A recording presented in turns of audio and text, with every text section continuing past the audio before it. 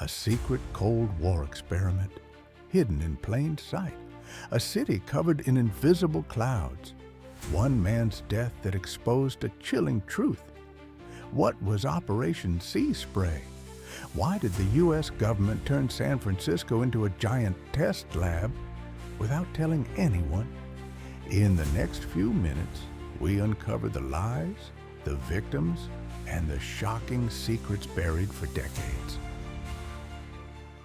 San Francisco, the city of fog, the Golden Gate Bridge, and endless legends.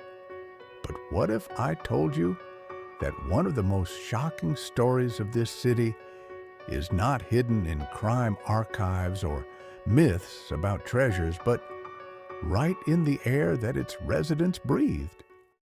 Imagine the Cold War is in full swing.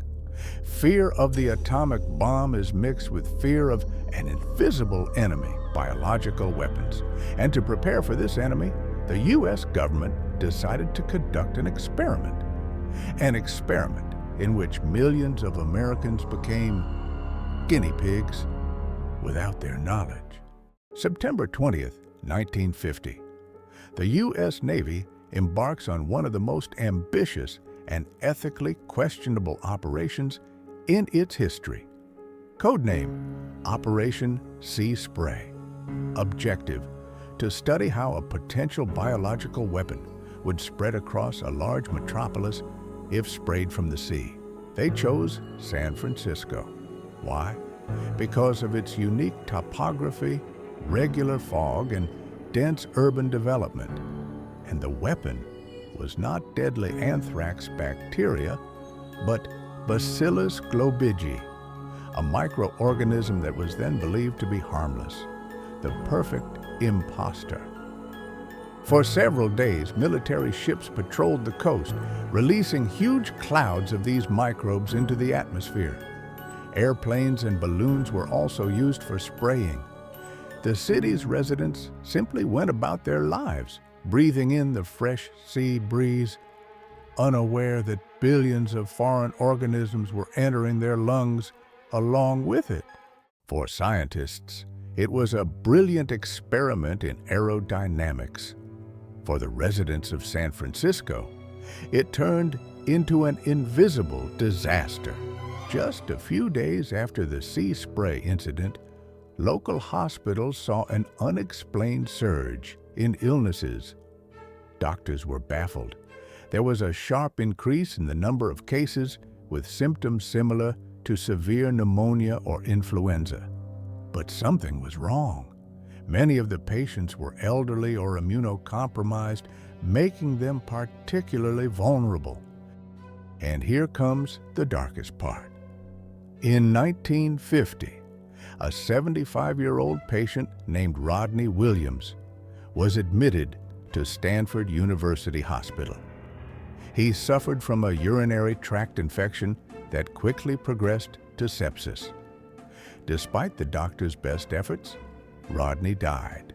A post-mortem examination revealed a shocking result. The cause of death was a bacterium. Which one? The very same Bacillus globigii, the harmless biological weapon imitator that was sprayed over San Francisco. Well, harmless turned out to be not so harmless after all. For people with weakened immune systems, the elderly and children, Bacillus globigii could be a deadly weapon, and no one knew about it. For decades, the government remained silent. Operation Sea Spray and its consequences were kept strictly secret. Doctors were perplexed, families grieved, not understanding what had happened. And the experiments continued. Similar spraying was carried out in New York, Washington, St. Louis, and other cities under different code names. Fluorescent particles were added to some sprays to track their spread, coloring entire areas of the city with fluorescent dust. It was only in the 1970s, during an investigation by a Senate committee chaired by Edward Kennedy, that the world learned the truth about Operation Sea Spray and many other similar experiments. Decades of secrecy, decades of lies.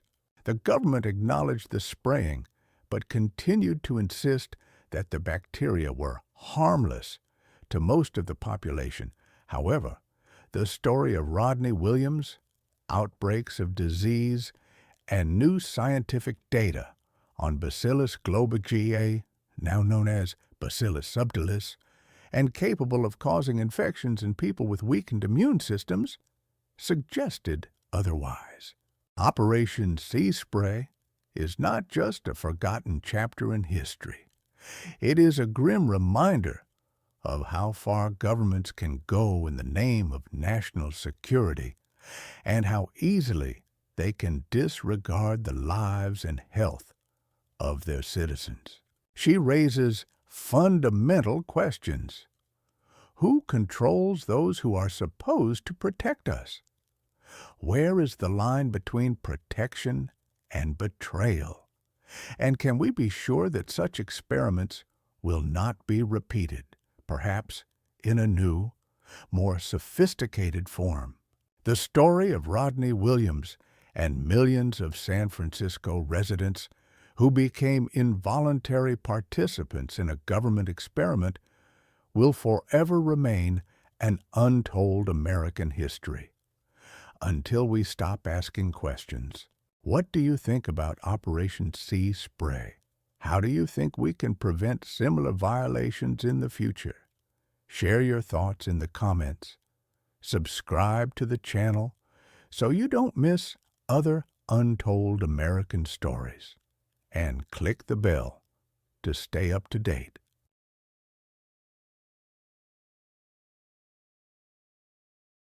Operation Sea Spray is only one of the hidden chapters in America's untold history. And if this story shocked you, just wait. There are more secrets waiting in the shadows. In Creatures from the Depths, we journey into the forgotten legends of monsters said to haunt America's lakes and rivers.